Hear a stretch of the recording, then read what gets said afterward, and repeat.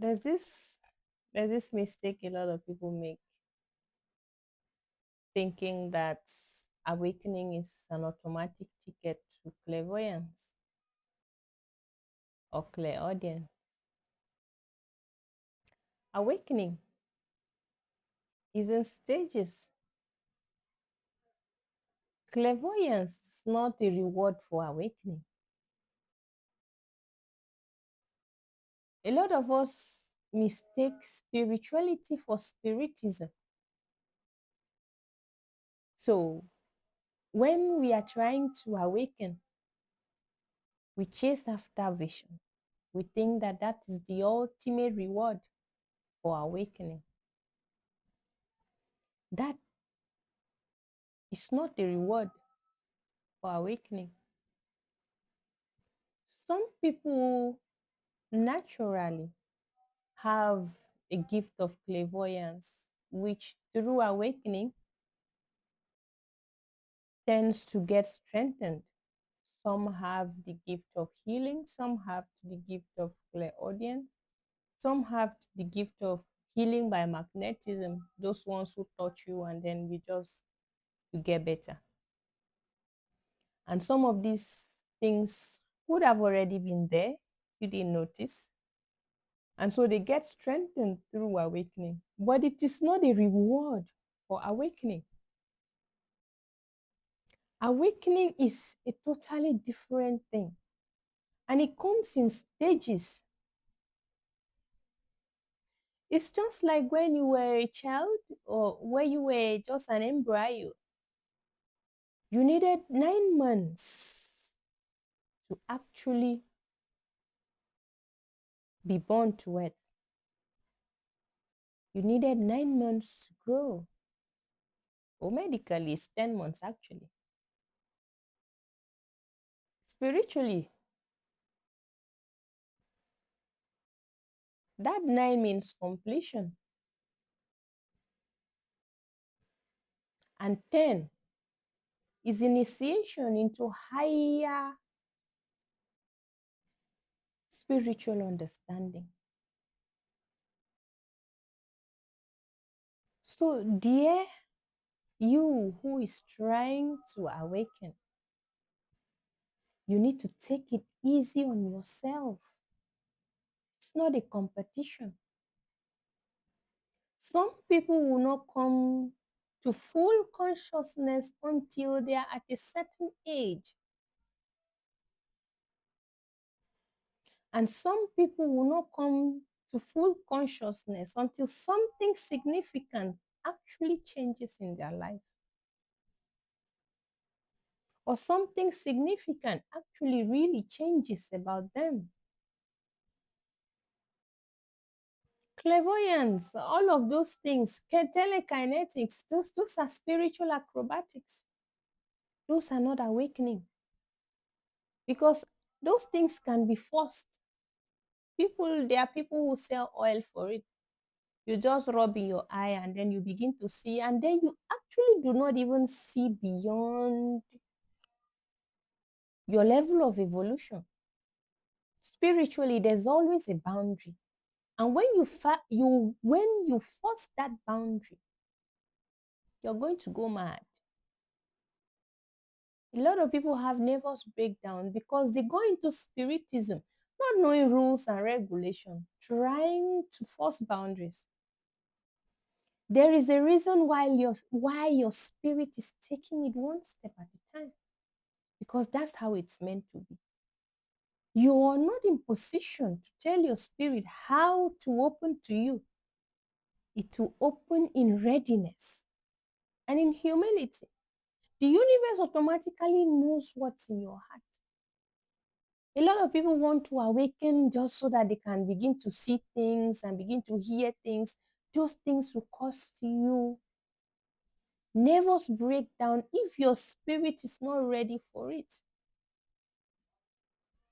By the time you begin to hear too many voices in your head that you cannot get a hold of, that you cannot get a check on, that you cannot explain what it is that is being said to you, how do you think you're going to feel? If you actually had the ability to read minds, and you go about listening to everybody's thoughts.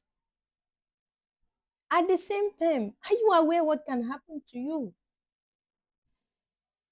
These things have rules. We just like to trifle around with these things and think that it's just okay. These things have rules, they have repercussions. There's a boundary that you pass, you will pay for, even in many incarnations.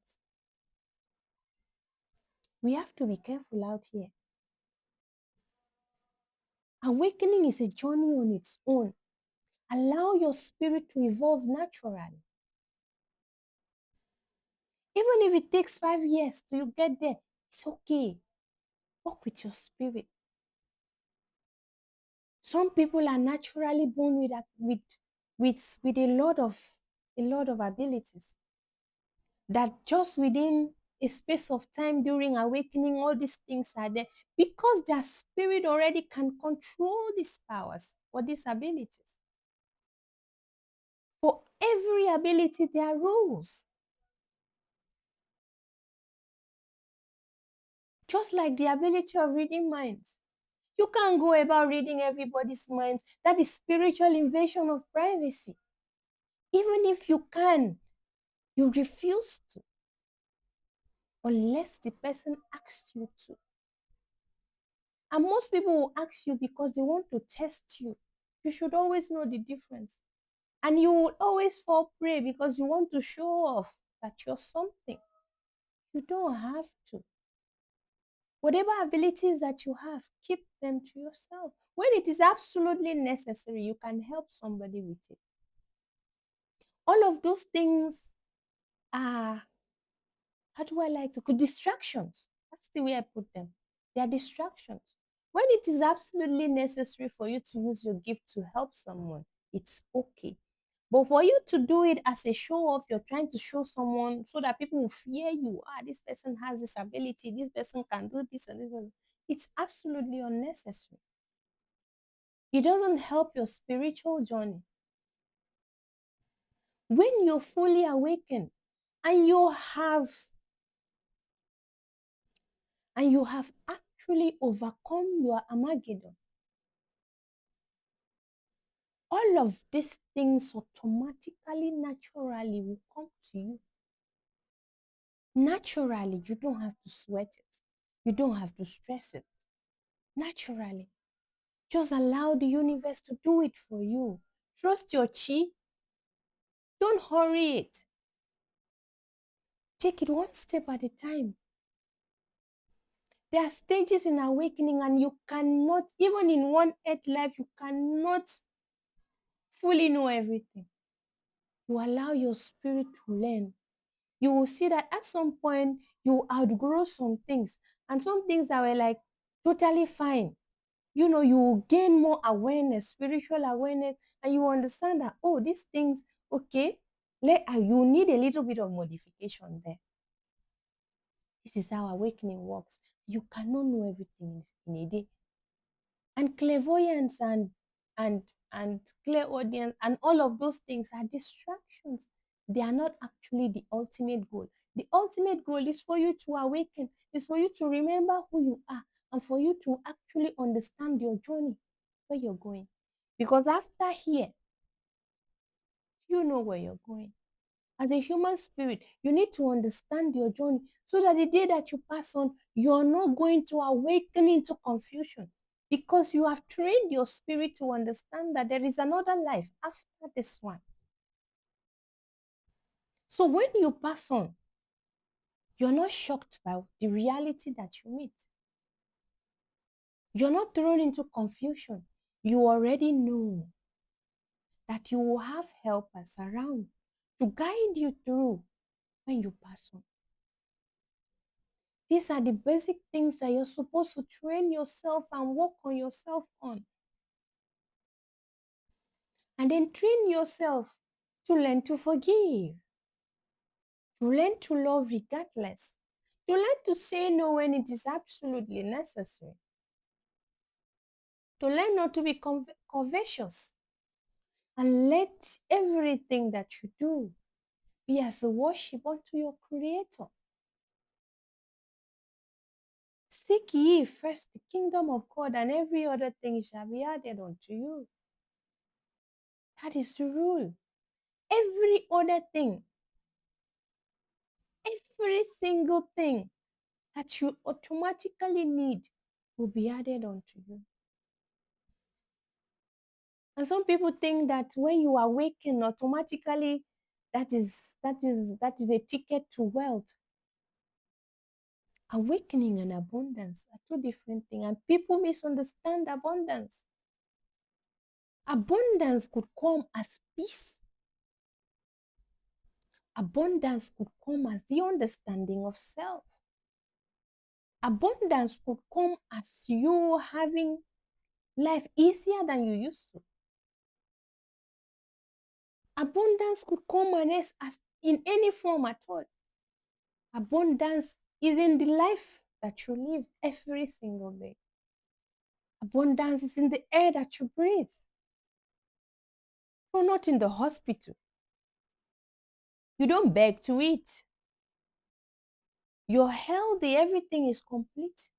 And that is not abundance. Abundance is not just in wealth. When you seek the kingdom of God, everything that you automatically need, that you eventually invariably need to walk the earth, will be made available. But don't misunderstand this for complacency. No. While you work on your awakening, you also have to work on your physical self. You will not just sit down and expect manna to fall from heaven. You have to have a source of livelihood, because begging is spiritually wrong. The hand that takes this down, but the one that gives this up, is a rule.